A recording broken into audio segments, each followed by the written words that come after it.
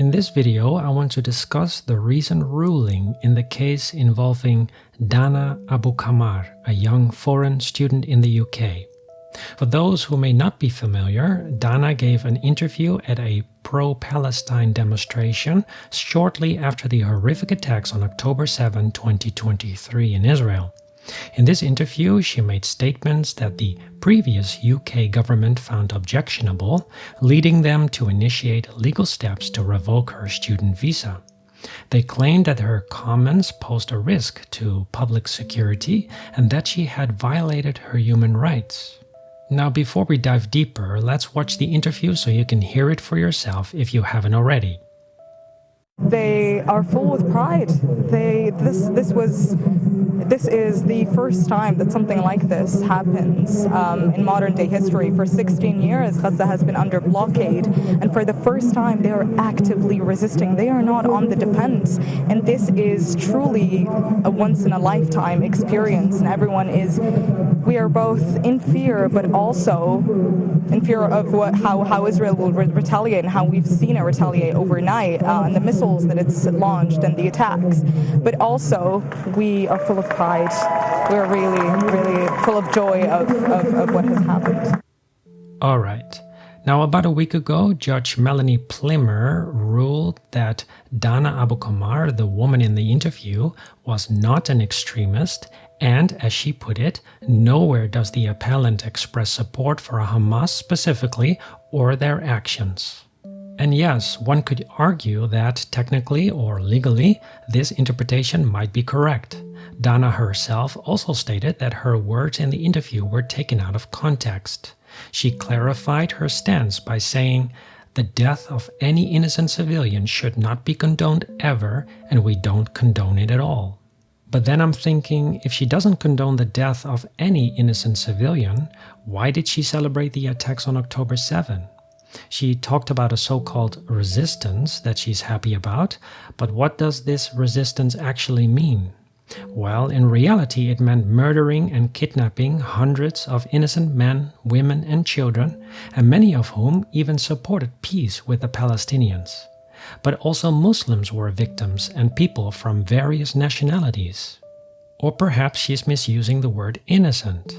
Not that long ago, I saw a person asked in an interview if it was right for Hamas to kill the people at the Nova Festival. And he said, yes, because they were settlers. To him, those young people at the Nova Festival were not innocent. Now, I have seen raw footage of what happened there, and then I'm thinking, I can't understand how anyone could celebrate the attacks of October 7. And it also makes me question, what does innocent mean to them? Well, by now, after everything we've learned about this conflict, we know that many Palestinians and people across the world may not consider Israelis innocent, and the horrific, indiscriminate violence on October 7 demonstrates this mindset. Let me ask the question again, but in slightly different words. What exactly was she celebrating?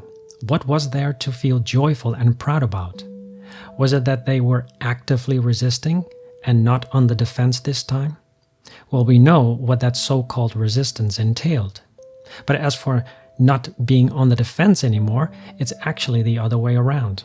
Israel has often been on the defense and forced to constantly fight for survival because many Palestinians want all of Israel gone.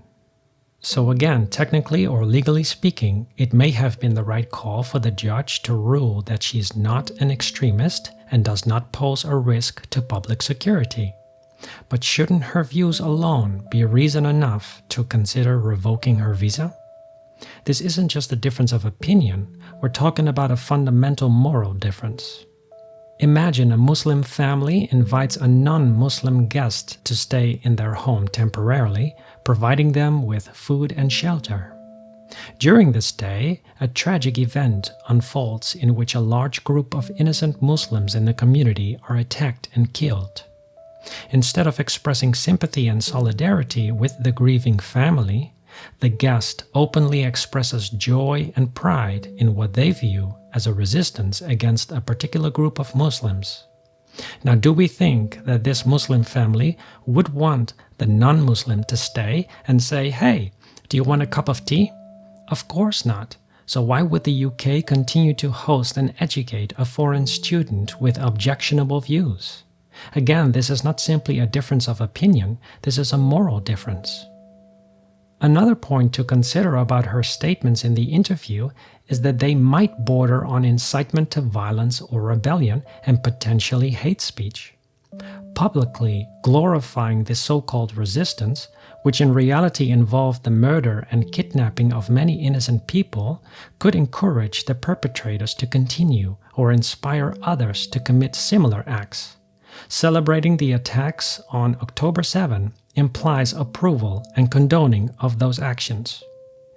Now before I go, let me emphasize that this video is not meant to disgrace Dana or anyone else. I'm simply presenting these thoughts for reflection and consideration. I've heard that she's a law student and an advocate for social justice, which makes it even more important for her to reflect on what is fair and justified. Okay, that's all for now. Take care.